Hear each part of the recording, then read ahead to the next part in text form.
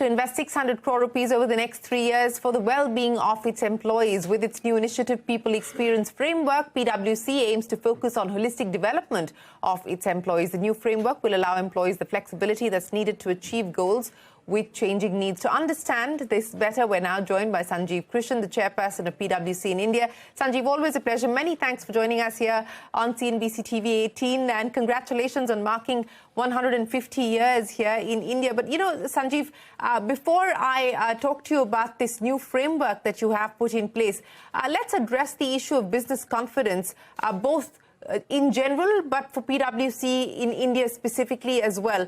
There are headwinds that we have spoken of in the past, but has anything changed from the forecast that you held out earlier this year in January in Davos? Well, to be honest, not much. In fact, we're very, very sanguine about the India opportunity and continue to remain quite optimistic about the India opportunity. In fact, if at all, our resolve has only strengthened. We're seeing significant amount of strength in the domestic market in India, but also in many of our network discussions, global discussions, a lot of our global clients are now focusing on India much more. I won't get into any +1 discussions, but I can just say that many parts of the world have, many of whom had actually clamped down on India discussions, are starting India discussions all over again. And I think this is a good thing, and partly this has got to do with the fact that it is not just the supply chain transition, it is also the energy transition where they see India playing a pivotal role, as opposed to, of course, being always at the forefront of the technology transition. So I think in all those three, they see India playing a pivotal role. And I think in some ways, the fact that we have been able to walk the talk for the last few months and now years, I would say, all that work is actually coming to help us. Okay, well, that's good to hear. But what does that mean for business for you specifically? You know, take me through the kind of growth that you believe you will be able to do. It's been a strong last few years for the business. What do you expect now on the back of the momentum that you're already riding on? And what will that mean in terms of hiring before we talk about the measures announced for the current team that you already have in place? Well, Shireen, I must tell you that we have been surprised the amount of people that we had to intake last year. We are almost 23,000 people, and we thought we will be 25,000 people by 27. You know, just imagine that we have had to hire those many number of people because there's just so much strength. I mean, there's been significant tailwinds, as I said, both India and overseas.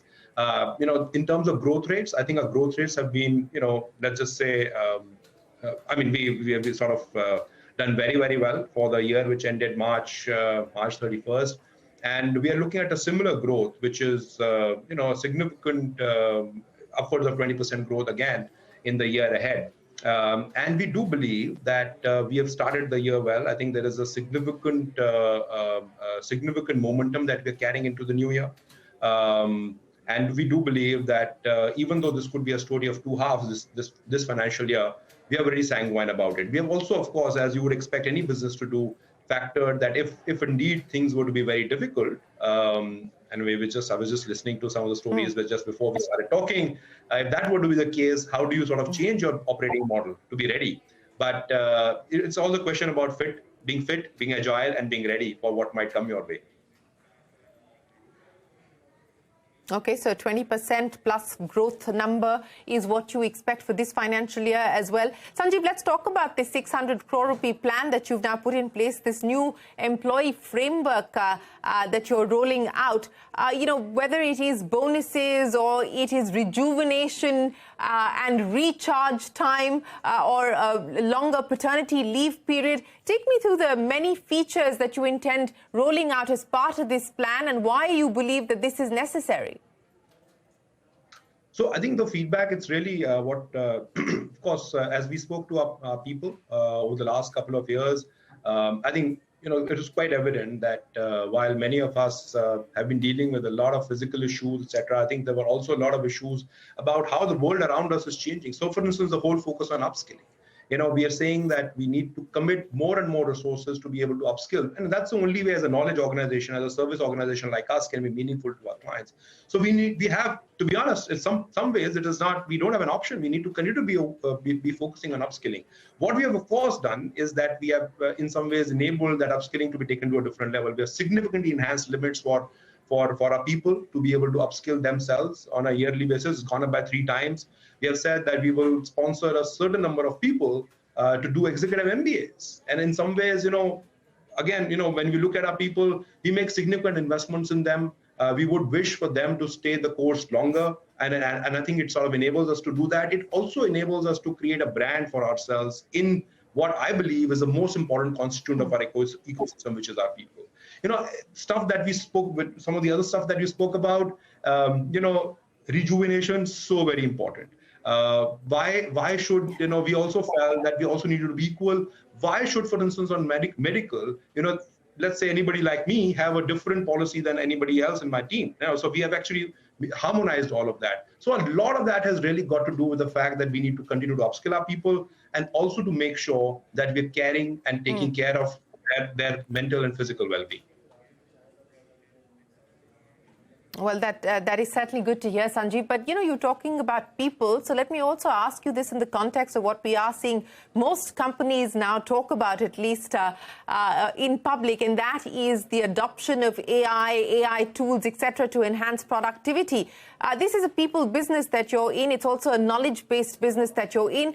What has been the experience so far, and what more do you expect to do with AI? How big a factor is that likely to be as part of your people plan? So I think it's we look at it in a way that we have to simply embrace it. Yes, there could be certain processes which what people might say could get challenged by it. But when you look at anything which is like AI, it can only be based on certain amount of data that you input in it, right? Wherever it is lying. Somebody needs to still make sure that that data can be trusted. Again, there is going to be a human intervention. We believe that a lot of this is going to be human-led and tech-powered, as we call it, human-led and tech-powered. So yes, there is going to be significant amount of technology involvement, but the human element cannot go away. And hence, my response to your question, we need to be able to embrace it. We need to be able to work on it, because as an organization which is pivoting on building trust and creating outcomes for our clients, some of these things can seem disruptive, but even they require an element of trust which only human ingenuity can provide. Well, yes, I think you're right in that balance that you speak of. Human-led and tech-powered is the way forward as far as AI adoption for PwC is concerned. Well, it's always a pleasure speaking with you, Sanjeev. Thanks very much for joining us here and taking us through the plan that you have unveiled now for PwC in India, 600 crore rupee investment over the next 3 years to try and upskill people, to try and retain people and ensure that the organization continues to be able to draw top talent. Always a pleasure. Many thanks for your time. We will take a break.